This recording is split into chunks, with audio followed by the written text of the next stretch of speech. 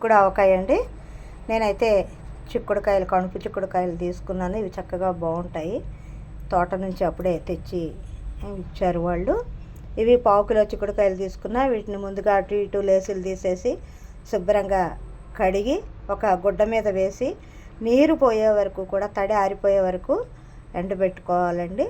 అవి చక్కగా నీరు పోయి ఇదైపోయాక వాటిని తీసుకుని బాండీలో నూనె వేసి నూనెలో ఈ చిక్కుడుకాయలను మగ్గబెట్టాలి. ఈలోపు మనం కొద్దిగా చింతపండు తీసుకుని వేడి నీళ్ళల్లో పెట్టాలన్నమాట అండి. చింతపండు గుజ్జు తీసుకుని రెడీగా ఉంచుకోవాలి. తర్వాత నేనైతే అన్నీ కూడా ఉజ్జాయింపుని వేసుకున్నానండి. టేస్ట్ చూసుకుంటే సరిపోతుంది.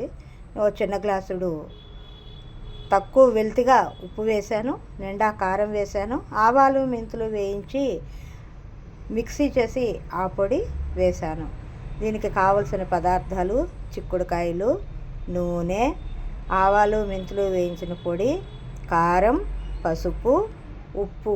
చిక్కుడు ఆవకాయ రెడీ ఫ్రెండ్స్. మీరు కూడా చేసేయండి. చిక్కుడుకాయలు వస్తున్నాయి ఇప్పుడు.